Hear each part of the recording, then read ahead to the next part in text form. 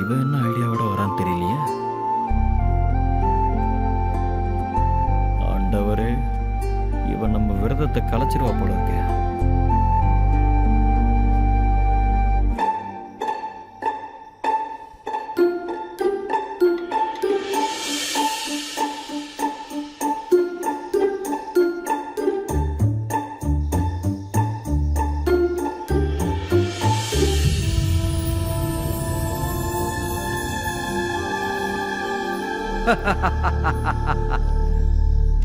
ஏண்டா இதெல்லாம் பார்த்துட்டு நீ உன் பொண்டாட்டியை தப்பா நினைக்கிற போல இருக்கு.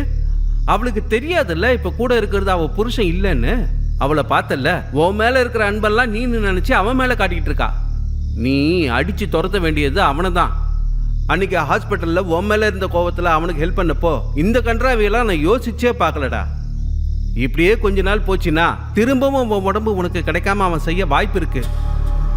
டேய், உன் பொண்டாட்டியோட வாழ்ற வாழ்க்கைய அவன் அனுபவிச்சு ரசிக்க ஆரம்பிச்சிட்டான்னு எனக்கு தோணுது. திருடன் இங்க போலீஸா நடிக்க ஆரம்பிச்சிட்டான்ல, அதே மாதிரி போலீஸும் திருடனா நடிச்சே ஆகணும். நீ இப்ப அவன் ஃப்ரெண்ட்ஸோட தானே சேர்ந்து தங்கி இருக்க. இவனை எப்படி சமாளிக்கணுங்கிற ஐடியா அவங்க கிட்ட இருந்தே உனக்கு கிடைக்கும்.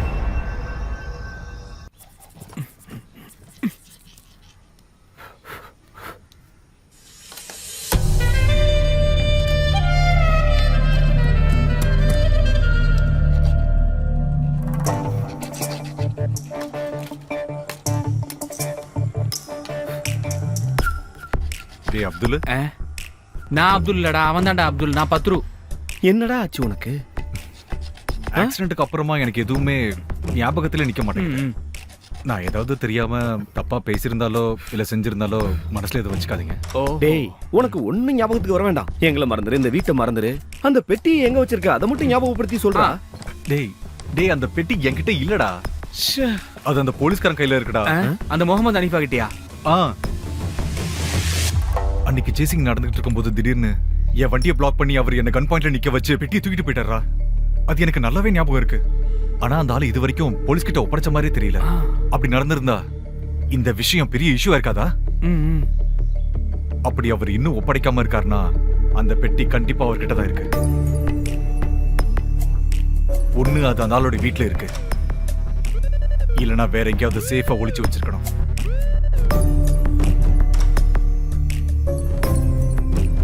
நீங்க ரெண்டு பேரும் நினைச்சீங்கன்னா அதை கண்டுபிடிக்க முடியும். என்ன அந்த ஆளுக்கு நல்லாவே தெரியும். அதனால நானா போய் மறுபடியும் அந்த ஆள்கிட்ட மாட்டாம இருக்கிறது நல்லது தானே?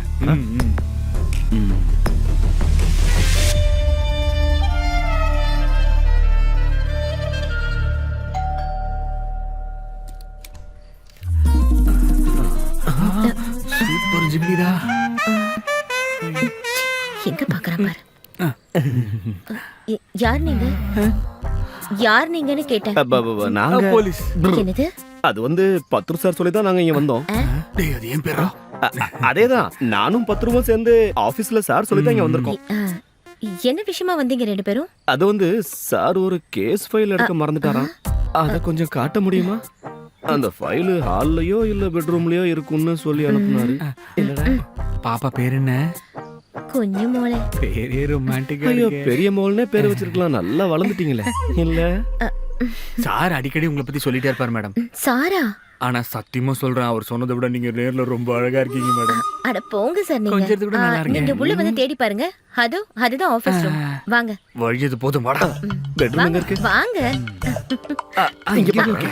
சாரி, தெரிஞ்சிடுச்சு. பரவாயில்ல. வெறும் கப்பா இருக்கு. ஆனா நம்மளுடைய நகை எங்க இருக்குன்னு தெரியலையே. இது வேற இடைஞ்சலா இருக்கு. எக்ஸ்கியூஸ் மீ, கொஞ்சம் அட்ஜஸ்ட் பண்ணீங்கன்னா திறந்து உள்ள என்ன இருக்குன்னு பாத்துருவேன். எது? எதிர்பார்த்த மாதிரி பெருசா ஒண்ணும் இல்லையே.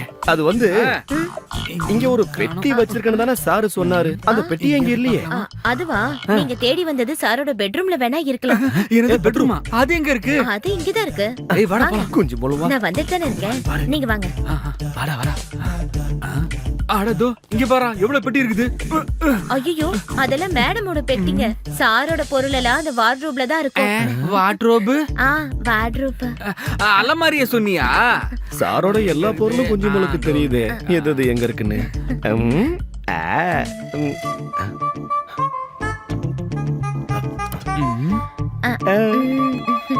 இருங்க போன்ல யாருன்னு பாத்துட்டு வரேன்.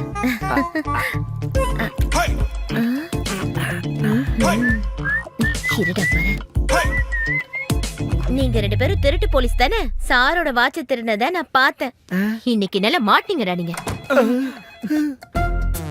வாட்ச் எடுத்தியா நீ? இல்லடா. எடுத்து இல்ல போய் சொல்றேன். என்னடா அது? என்னடா இது? அடிச்சு மண்டையில உடைச்சு.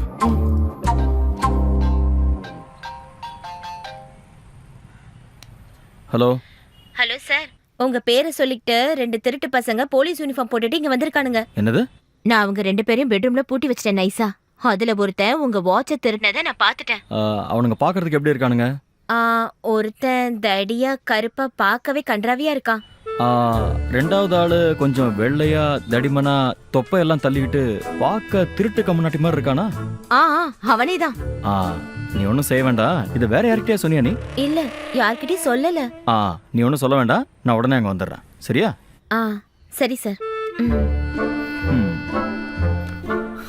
ஏண்டா இந்த நேரத்துல உனக்கு இந்த வாட்ச் அடிக்கலாம்னு தோணும்? அந்த பெட்டி மட்டும் கிடைச்சிருந்தா இந்த மாதிரி 100 வாட்ச் வாங்கிருக்கலாம்டா. தெரியாம திருடிட்டேன், அதுக்காக திட்டிக்கிட்டே இருக்காத. இந்த நேரத்துல ஹலோ, நீ பத்துரு தானே? அது உனக்கு எப்படி தெரியும்? இப்போ அவன் தான் எனக்கு ஃபோன் பண்ணான், அந்த போலீஸ்காரன் ஹனீஃப் முகமது. திடீர்னு உன் குரலுக்கு என்னடா ஆச்சு? குரலில் ஏன் திடீர் மாற்றம்? இல்ல, அது என்னோட தொண்டை கொஞ்சம் சரியில்லை. காலையில இருந்து ஒரு மாதிரி. டேய் ஜானு, ஸ்டேஷன் கூட்டிட்டு போய் அடிச்சு பருப்பு எடுத்துருவான் அந்த ஆளு. இப்போ என்னடா பண்றது? டேய், ஸ்டேஷனுக்கு போறதுக்கு முன்னாடியே உங்களை அவன் இறக்கி விட்டுருவான். அதுக்கெல்லாம் நான் பிளான் பண்ணிட்டேன். ஃப்ரீயா விடு.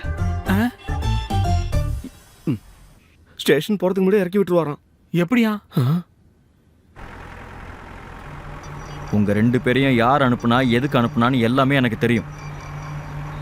இந்த பேங்க்ல இருந்து திருடின பணமும் அந்த பெட்டியும் என் கையில இல்லை. அதை உங்களை இங்கே அனுப்பி வச்சான் பாரு, அவன்கிட்டே போய் கேளுங்க. அவன் சொல்லுவான். அவனுக்கு என்னமோ ஒரு பிரச்சனை இருக்கு.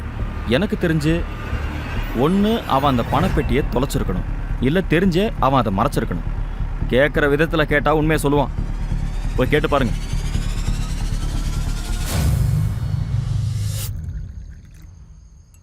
இந்தா அவனுக்கும் கொடு. டேய் ஜானே, இந்த ஒரு பெக்கடி உன்னோட எல்லா பிரச்சனையும் சால்வ் ஆயிடும். நம்ம இந்த மாதிரி ஒன்னா சரக்கு அடிச்சு எவ்வளவு நாள் ஆச்சுல? என்ன இது? பன்னீர் சோடா. டேய் மச்சான், இது உனக்கு பிடிச்ச விஸ்கிடா. கப்பன் அடி. நான் குடிக்கல மாட்டேன். ஓவரா நடிக்காதானே? இந்த அடிடா. கையறா. ஏன் இந்த மாதிரி விளையாட்டுலாம் என்கிட்ட வச்சுக்காத. கையறா.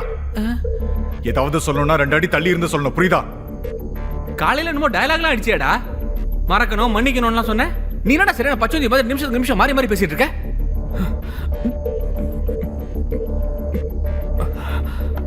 நீ இதுவும் பேசுவ, இதுக்கு மேலேயும் பேசுவடா. அன்னைக்கு அடிபட்டு ஹாஸ்பிட்டல்ல யாருமே இல்லாத அனாதை மாதிரி பேன் படுத்திருந்தல. அன்னைக்கு அப்துல் நானும் தான் எல்லாத்தையும் பாத்துக்கிட்டோம். ஏன்டா? உன் ட்ரீட்மெண்ட்காக கட்டுக்கட்டா பணத்தை கட்டணும்ல, அதெல்லாம் நாங்க அடிச்சு வந்த காசுரா. அது மட்டும் இல்லைன்னா உன்னை வீட்டுக்கு விட்டுருக்க மாட்டாங்க. அந்த காசெல்லாம் எனக்கு இப்பவே வந்தாகணும். இல்லைன்னா அந்த பெட்டி எங்க ஒளிச்சு வச்சிருக்கேன்னு ஒழுங்கு மரியாதை சொல்லு. நீ ஒண்டிய ஆட்டைய போடலான்னு கனவுல கூட நினைக்காத. அது நடக்கவே நடக்காதடா. யாரை ஏமாத்துற? ஏன் அப்படிலாம் பேசிட்டு இருக்க? நீ வாய மூடுடா.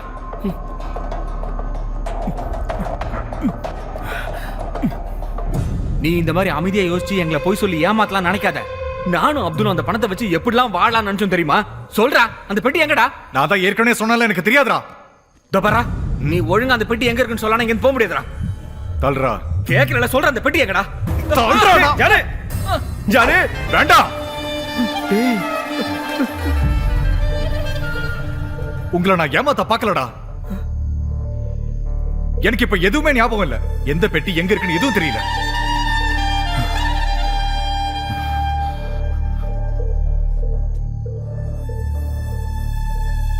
அப்துல், இவன் ஏதோ ஒரு விஷயத்தை நம்ம கிட்ட இருந்து மறைக்கிறான்னு நினைக்கிறேன்டா.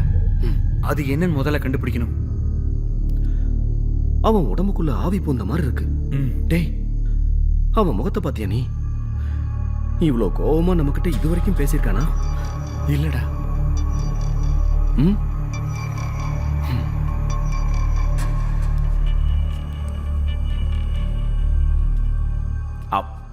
டே பத்ரு, எனக்கு நல்லா தெரிஞ்ச ஒரு பேய் ஓட்டுறவர் இருக்காரு. எந்த பேயா இருந்தாலும் ஓட்டிடுவாரு. ஆஹா பேசி பேசியே உள்ள இருக்கிற ஆத்மாவா அலறடிச்சு ஓட விட்டுருவாரு. ஆஹா அல் முகமது பின் ஷேக் முஸ்தபா முஸ்லியா